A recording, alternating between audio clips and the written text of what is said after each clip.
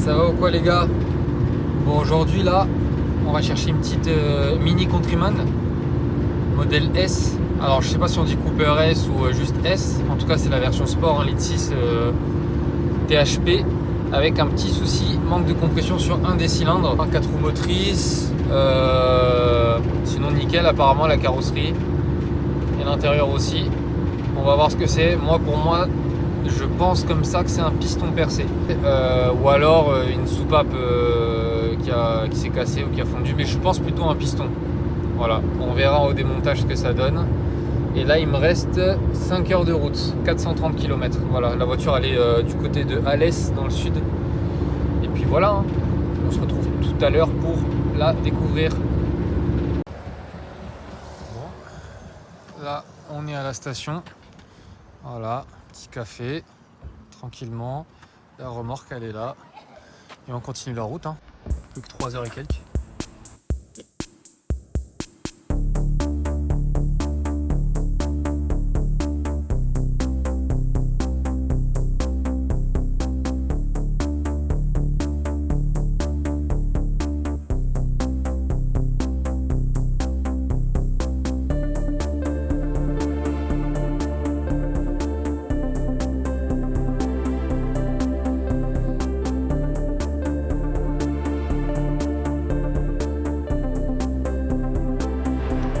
Bon, pour ceux qui connaissent, là je suis juste avant le viaduc de Millau et je me suis arrêté et j'ai senti du liquide de refroidissement.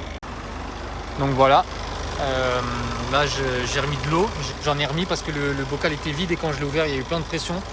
Déjà il m'avait déjà fait des symptômes un peu bizarres, mais je pense qu'il a un petit début de joint de culasse. Sachant que j'ai le trajet retour à faire, ça va être chaud. J'espère que ça va tenir, mais en vrai j'ai remis pas mal d'eau, donc j'ai purgé aussi. Donc je pense que c'est surtout que ça avait vidé. Je pense qu'effectivement il y a un début de joint de culasse. Et donc il s'est un peu vidé sur le trajet. Et sauf que j'ai régulièrement vérifié, mais le niveau il bougeait pas trop. Mais là il était vide. Et ça sentait le liquide. Voilà, là on peut en voir là. Ça c'est le liquide là. C'est un peu débordé par le bouchon. Donc là j'en ai remis, on va voir ce que ça donne, hein. Les gars, ça y est, je passe le viaduc de Millau. Millau, je sais pas comment on dit. Millau, je pense. Moi, en fait, faut savoir, moi, je suis un fan des ponts. J'adore les ponts et les grandes infrastructures comme ça, genre les grands gratte-ciel et tout. Et ça, c'était un peu un de mes rêves de passer ici. J'ai fait un détour pour passer ici. Donc, franchement, incroyable. Visuellement, c'est super beau.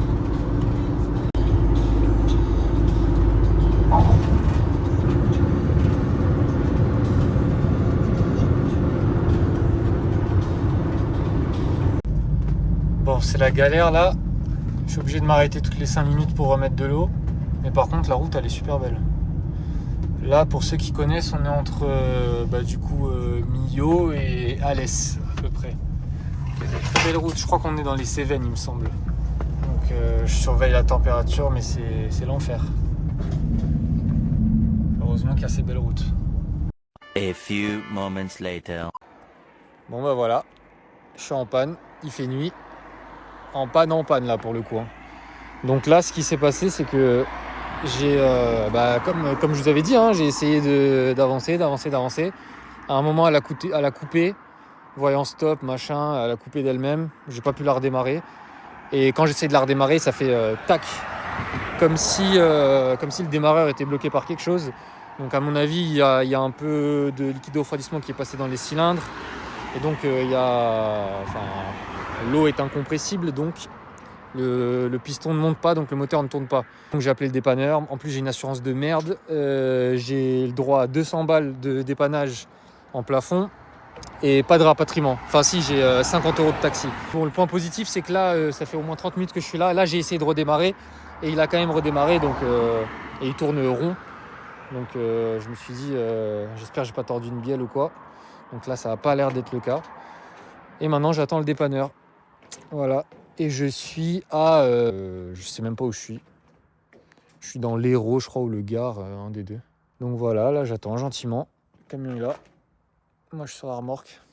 En plus il me restait 50 km, donc là je vais prendre camion il va aller au dépôt avec la remorque. Et moi, je vais prendre un petit Uber pour aller quand même profiter du petit hôtel que j'ai pris parce que c'est bon là. Ça suffit. Je vous tiens au courant. Le dépanneur est là. 2000 years later. 23h40. Là, je suis devant le garage. Le garage Bernard à Quissac. Très cool d'ailleurs, le gars. Je sais pas comment il s'appelle, mais le dépanneur très sympa. Et voilà, hein, j'attends. J'attends mon taxi à 200 balles pour aller à mon hôtel. Parce qu'il y a 50 bornes, c'est tarif de nuit. 200 balles pas remboursées. Donc c'est bien. Il n'y a pas d'Uber ici, c'est perdu. Les gars qui habitent à Quissac, force à vous. Hein. Et puis là j'attends tranquillement. De toute façon j'ai rien d'autre à faire. Je suis là avec mes affaires, posées au sol, par terre. Et après il faut que je m'organise pour venir chercher l'expert avec son joint de culasse. Je vais devoir prendre un autre camion, refaire la route, ça va être sympa. Je viens de bailler, hein, je pleure pas. Et donc en plus, ce qui est marrant, c'est que ce camion, je l'ai acheté à Alcopa. Alcopa, ceux qui connaissent les ventes aux enchères. Je l'ai acheté à Beauvais. Et moi, j'achète souvent à Alcopa. Beauvais, Nancy, Rennes, enfin peu importe. Mais j'achète souvent des utilitaires d'ailleurs. Quand je l'ai acheté, c'était réservé aux professionnels pour défaillance critique sur le contrôle technique. Donc défaillance critique, ça veut dire t'as plus le droit de rouler avec la voiture. En gros, si tu t'emmènes ta voiture au contrôle technique et que c'est défaillance critique, il me semble que tu peux pas repartir avec. Il faut repartir en plateau, dépanneuse et tout. Enfin, je crois que c'est ça. Et donc, les voitures qui sont vendues aux enchères pour défaillance critique, et c'est réservé aux pros. Donc moi, je l'ai prise. C'était défaillance critique pour les disques avant et disques arrière. Donc que dalle quoi. Les disques, ils étaient très usés. Il y avait un rebord de fou, mais bon, enfin voilà quoi. C'est rien de changer les disques. Quelques mois avant, j'avais eu un Ford Transit Connect que j'avais pris et apparemment c'était joint de culasse. Moteur HS et joint de culasse. C'était ce qui était écrit en description et au final je l'ai pris et pas de joint de culasse, pas de moteur HS, nickel. J'ai fait de la route avec, pas du tout de joint de culasse. Mais lui, au contraire, il n'y avait pas écrit joint de culasse, mais dès le départ j'ai senti un peu qu'il y avait un début de joint de culasse bizarre et tout. Des fois il gardait de la pression, je le rentrais, et même le lendemain matin il avait encore un petit peu de pression dans le bocal, mais vite fait. Je me suis dit bon... ok, il doit avoir un début de jaune de culasse, c'est un 2 litres Blue HDI, c'est connu pour ça, donc vas-y c'est pas grave, je prévoirai ça. Et donc là récemment, j'ai démonté toute la face avant, j'ai tout fait, distrib et tout, j'arrive sur la culasse et ceux qui savent, les vis de culasse des 2 litres Blue HDI, je crois d'ailleurs que c'est toutes les Peugeot, hein, même les DV5, les 1 litre 5 et tout, les vis de culasse pètent, même si tu desserres, même si tu fais ce que tu veux, elle casse. Elle casse au niveau de la tête. Et donc ça se dessert pas, mais la tête, là où c'est du torx femelle, ça casse. Et donc moi, c'est ce qui m'est arrivé. Ça m'était déjà arrivé sur le même moteur il y a quelques temps. Et donc j'ai desserré 2 vis, donc les deux de côté distrib, la troisième de l'autre côté, parce qu'on dessert en escargot, quoi. Et la troisième, ça a pété. Je me suis dit, vas-y, nique, je remonte. J'avais trop la flemme de... Et donc j'ai resserré les deux autres comme c'était à l'extrémité. Je me suis dit, vas-y, c'est bon, ça va le faire. J'ai tout remonté, changé la distrib et tout. Je me suis dit, vas-y, c'est bon, flemme de percer, machin truc. Et au final, ça avait réglé le problème. Genre, il n'y avait plus du tout les trucs de pression, le niveau il baissait plus. C'était réglé. Je me suis dit, trop bizarre.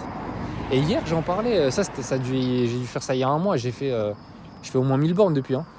Et hier, j'en parlais à un gars que je connais. Je lui disais, mais moi, un truc de fou, j'ai desserré des vis de culasse, je les ai resserrées, ça a réglé le problème. Alors que normalement, c'est le truc interdit. Si tu desserres les vis de culasse, déjà, c'est les serrages uniques et tout.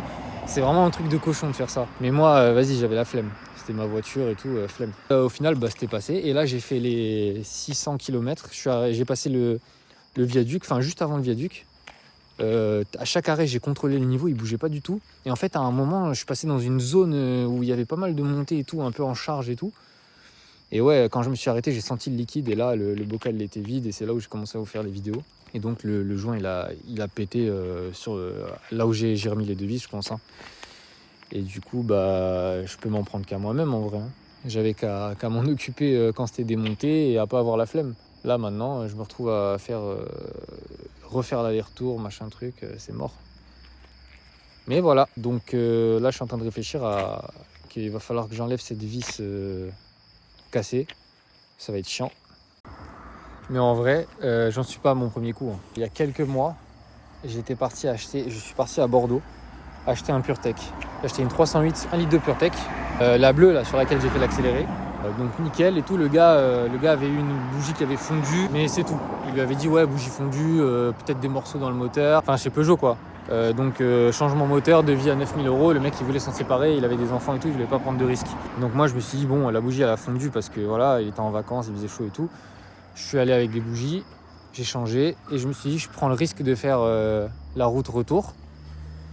Et j'ai l'assistance au cas où, et voilà. Et donc le gars, je lui dis quoi? Je lui dis ouais bah je vais venir et tout. Le mec il était un peu choqué, il disait ouais vous allez faire la route comme ça et tout, mais ils ont dit que le moteur il allait lâcher et tout, vous avez pas peur? Je lui dis bon bah au pire c'est pas grave, j'ai l'assistance et tout et je me débrouille. Et au final j'ai fait la route nickel, aucun problème, aucun voyant, rien, je suis rentré nickel. La voiture j'ai roulé peut-être un mois avec, ma femme elle a roulé avec. Pas de problème, juste à bouffer un peu d'huile, mais pas excessivement, un petit peu. Enfin, elle se comportait bien la voiture. Elle se comportait tellement bien que j'ai vu une autre PureTech à Bordeaux, donc la 2008 du coup, de la première vidéo, celle qui était sur la remorque. Et elle par contre, elle était non roulante, elle tournait sur 2 cylindres. Je me dis, bah tiens, je vais aller la récupérer avec le plateau. Ça tombe bien, la 308 elle a un attelage, en plus elle est confortable pour la route et tout, parfait. Je vais la prendre, je vais aller chercher l'autre elle n'est pas trop lourde. Nickel, magnifique. Et ben je suis allé, ça s'est très bien passé.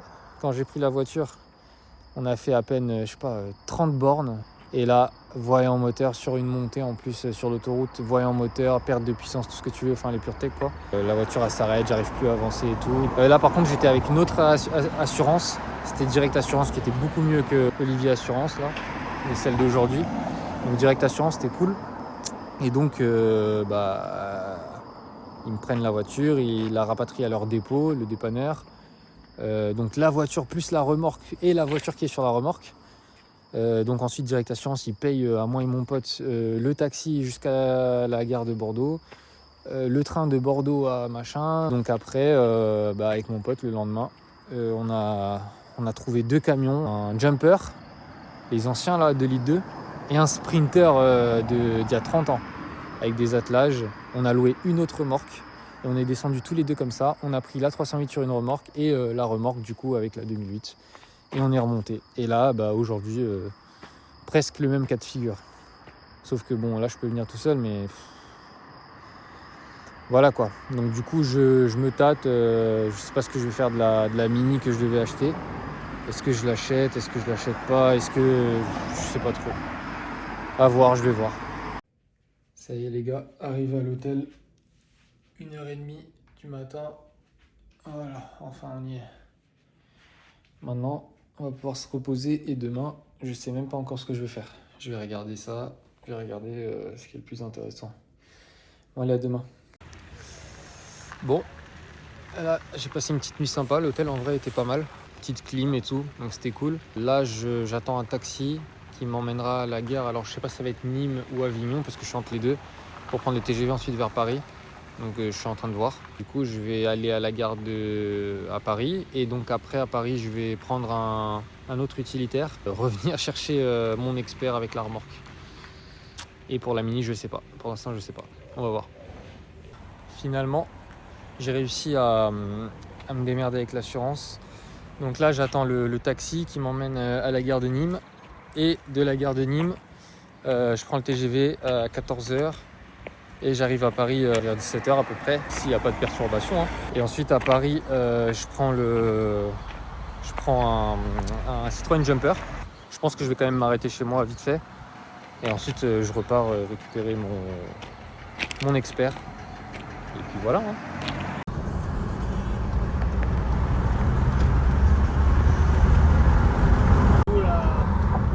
C'était quand il y a lundi, les rafales qui ont été tirées dans le quartier d'Alès, c'était à côté de Nîmes. Ah ouais, Nîmes c'est chaud. Les gars, vous reconnaissez la reine de Nîmes. Donc là je suis là. La gare elle est là-bas au fond. Donc là j'attends gentiment mon train à 14h. Là il est midi je crois. On profite, on visite. Je suis jamais venu ici. C'est cool.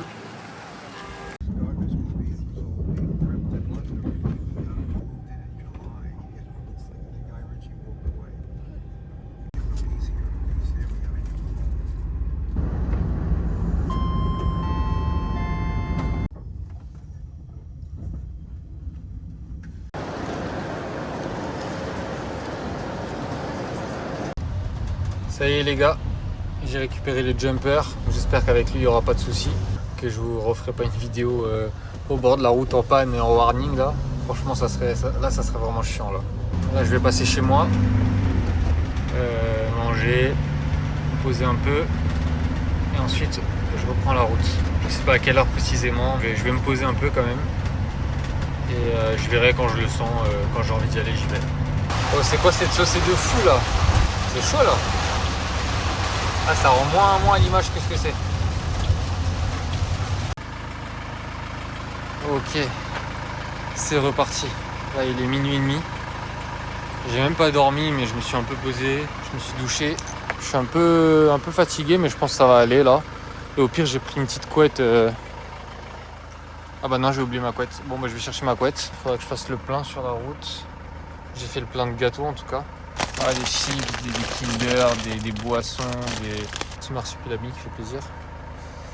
Ok, bon, je vais chercher ça et on part. J'aime bien rouler de nuit, mais quand je fais des longs trajets comme ça, je préfère partir de jour et arriver de nuit. Et là, je vais faire l'inverse et je suis pas trop fan de ça. J'ai l'impression d'avoir fait une nuit blanche et moi, j'aime pas les nuits blanches. Mais bon. Bon, 190 031 km. On va voir ce que ça va donner. Du coup, à peu près 700 x 2. Ouais, un truc comme ça. Ouais, ok. Bon, bah, à toutes.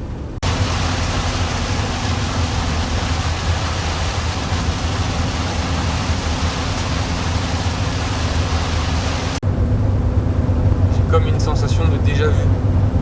Punaise, mais n'empêche, le viaduc, il est vraiment immense. Hein.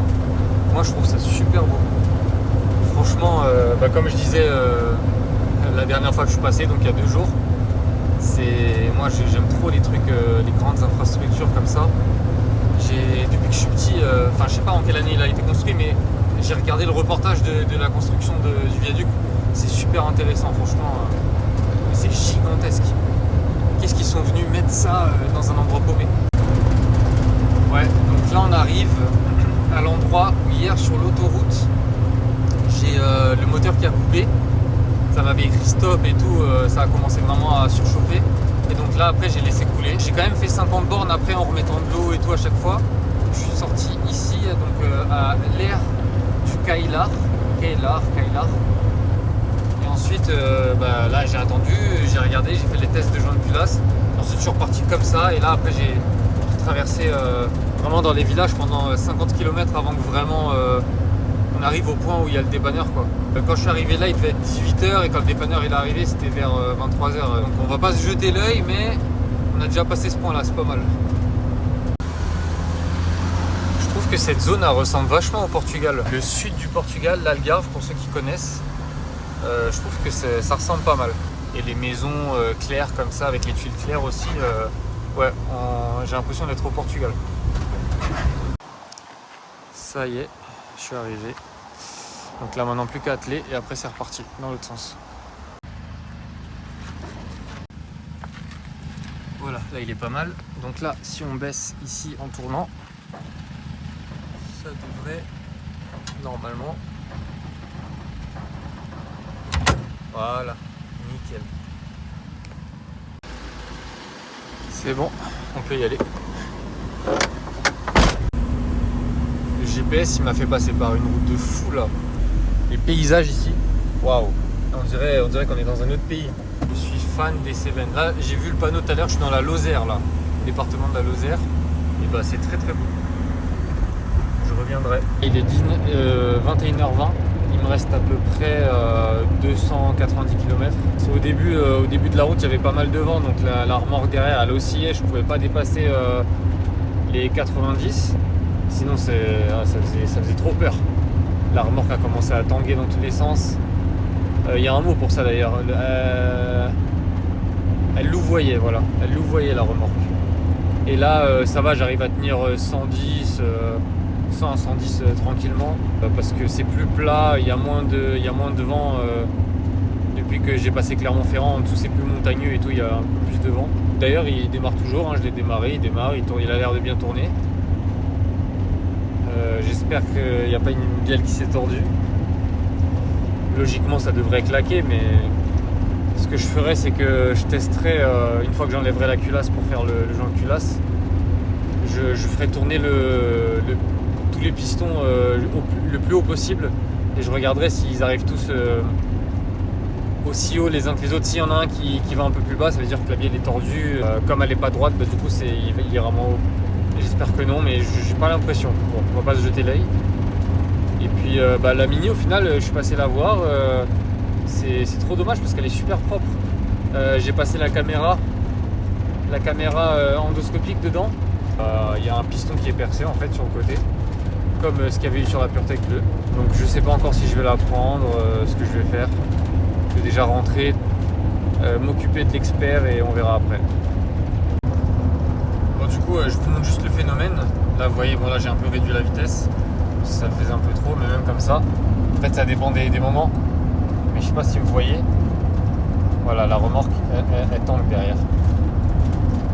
Donc ça, si je continue à accélérer et que ça tangue de plus en plus fort, au bout d'un moment, il y a tout qui va commencer à bouger comme ça. Et vous pouvez regarder sur internet, il y a des vidéos. Là, il y a tout qui se plie. Enfin, je sais pas comment expliquer. En gros, ça se plie au niveau de la boule d'attelage. Et tu peux faire des tonneaux, un truc de fou quoi. C'est super dangereux. Donc, faut vraiment, quand ça commence à tanguer comme ça veut dire que faut pas aller plus vite. Et faut surtout pas freiner fort. Parce que si tu freines fort en tout cas, tu vas propager le mouvement, il va être amplifié et ça va être encore pire. Le mieux c'est d'essayer de freiner mais tout doucement, genre si possible avec le frein moteur et tu lâches un peu la pédale léger pour perdre un peu de vitesse, mais il faut y aller progressivement et pareil les coups de volant, il faut y aller tout doucement parce que tout risque d'amplifier le truc et si ça amplifie c'est mort. Et là où c'est dangereux c'est quand ça commence à te le faire et que tu vas un peu vite en descente comme là je suis en descente, bah là c'est un peu dur de perdre de la vitesse sans rien faire, tu es obligé de freiner, donc quand tu freines forcément c'est un risque d'augmenter le mouvement. Alors que si tu es en montée, bah, tu as juste à lâcher l'accélérateur et tu vas perdre de la vitesse naturellement et c'est plus simple. Donc quand tu es en descente, il faut surveiller la vitesse, pas aller trop vite. Bon, bah du coup je suis rentré cette nuit vers 1h.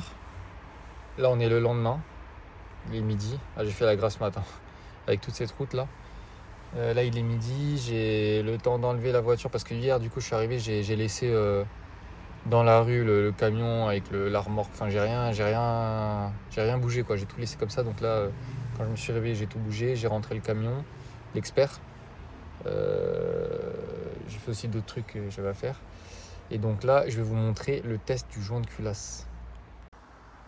Bon déjà pour le rentrer ça a été galère parce qu'il n'y avait plus de batterie, j'avais oublié les warnings. Là je sais pas si ça aura assez chargé, je suis pas sûr. Ah si. Bon, je vais vous montrer du coup. Voilà, déjà regardez, c'est en test. Vous voyez déjà comment ça se comporte. Les tuyaux ils bougent tout seuls carrément. Regardez. Les tuyaux ils bougent tout seuls. Et voilà, ça c'est le test. Donc là c'est bleu. S'il y a un joint de culasse, c'est censé passer vert jaune.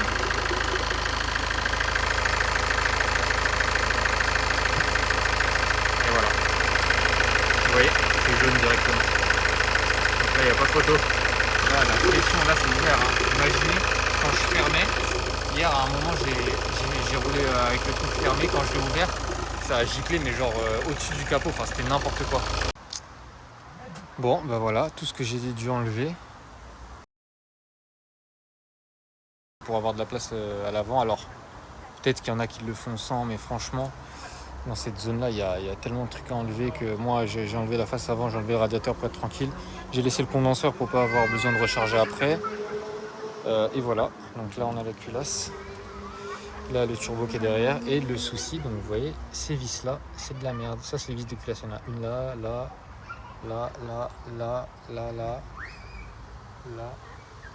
et juste là. Et donc celle-là, voilà, c'est celle qui s'est cassée la dernière fois quand j'ai essayé de le faire. Vous voyez là, celle-là elle n'est pas cassée et celle-là s'est pétée juste en haut. Donc apparemment, on va essayer. Ce qu'il faut faire, c'est percer cette partie, comme ça la tête elle saute et ensuite c'est plus simple à changer. Bon bah voilà, j'en ai cassé encore deux de plus. Vous voyez l'embout il reste dans la main. Donc celle-là elle est cassée, celle-là elle est cassée. Donc ça c'est aujourd'hui et celle-là c'était l'ancienne qui était cassée aussi déjà. Il y en a 3 cassées où il va falloir que je perce. Toutes les autres ça se sont débloquées. Non, ces vis c'est vraiment de la merde. Pourquoi ils mettent pas des trucs plus costauds? Alors là on est le lendemain et je viens d'aller acheter ça. Donc c'est un forêt 12 mm. Le même diamètre que les vis de culasse. Donc avec ça apparemment on peut percer assez facilement les têtes, on vise bien le milieu et on perce et donc il y a toute la tête qui saute. Ensuite on peut glisser la culasse vers le haut et ensuite le reste on enlève avec une pince ou quoi. On va pouvoir tester là. Ça donc c'est le FAB, ça c'est ce qui gêne pour enlever le turbo. Alors le turbo je l'enlève pas, enfin je l'enlèverai une fois que la culasse sera démontée pour emmener la culasse à l'usinaire pour la faire rectifier. Mais sinon il n'y a même pas besoin d'enlever et là pour l'enlever avec les caches poussières, enfin les pare-chaleurs plutôt, c'est compliqué. Donc moi je décroche le FAP là et je l'enlève les fixations, comme ça au moins tout glisse vers le haut et ça devrait aller.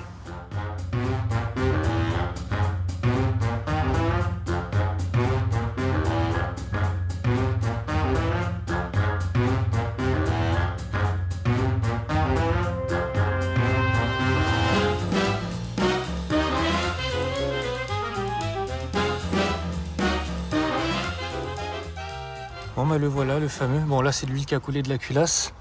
Mais ah ouais. Regardez. Il se décompose le truc. Il est tout collé. Hop. Bon bah en tout cas, le point positif c'est que là, le piston, là où je pense qu'il y avait de l'eau,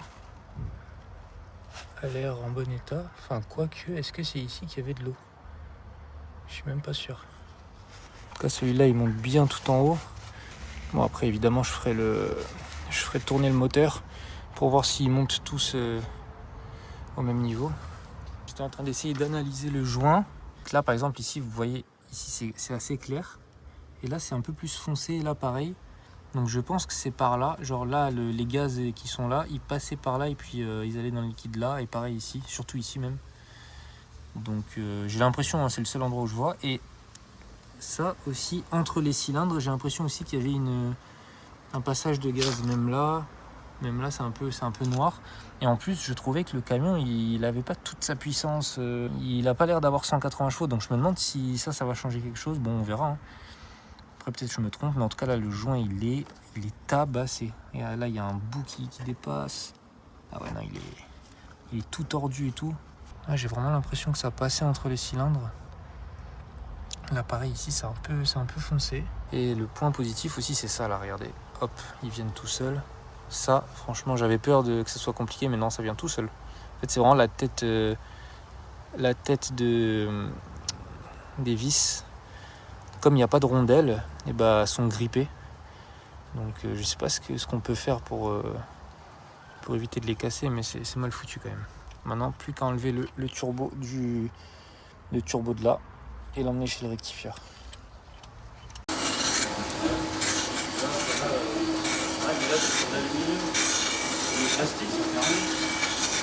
Là, je suis avec la culasse devant. Bon, il me manque encore les vis de culasse que j'ai pas encore reçu. J'ai reçu le joint. Donc là, je vais déjà remettre le turbo. Donc le turbo qui est juste là.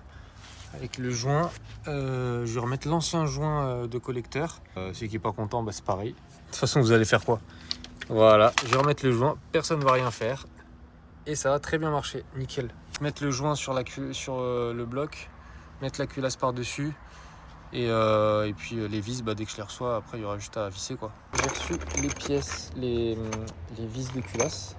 Donc là, du coup, c'est reparti. Je vais terminer mon camion, mettre les vis, serrer au bon couple et ensuite tout remonter, distrib, tout. Et voilà, je vous fais un accéléré de ça et puis on se retrouve après pour le premier démarrage.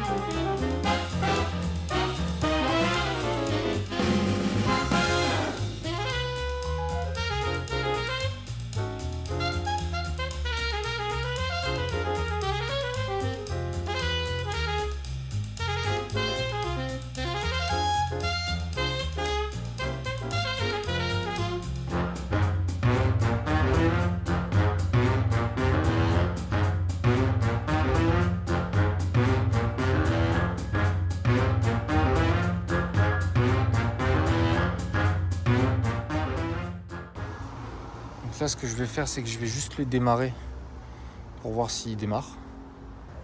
Normalement, censé démarrer. On va tester ça. Voilà. Hop. Là, on met le contact pour remettre un peu de gasoil dans le circuit. Juste un petit coup. Voilà, là j'entends la pompe. Ok, on va tester.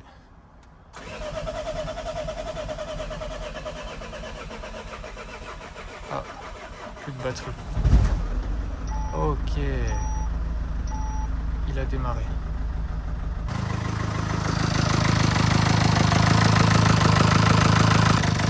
Ah, ça a l'air bon, hein. Alors là j'ai éteint, je vais remettre toute la face avant, bon du moins tout ce qui est radiateur et tout pour qu'il tourne correctement. Les gars, l'expert il tourne depuis 30 minutes là, je l'ai laissé tourner, je fais d'autres trucs à côté et je suis venu, j'ai paniqué à un moment. Regardez, je vais vous montrer pourquoi. Regardez, quand vous regardez, il tourne nickel et tout, et regardez le bocal. Et encore là, ça ne fait pas trop, mais en gros tout à l'heure, genre ça bougeait vraiment à mort là au niveau du liquide et c'est juste la vibration du bocal. Voilà, vous voyez, en fait c'est rien, c'est juste que le bocal vibre et du coup j'ai cru qu'il y avait de la pression dedans mais là ça va, franchement là regardez, il est chaud.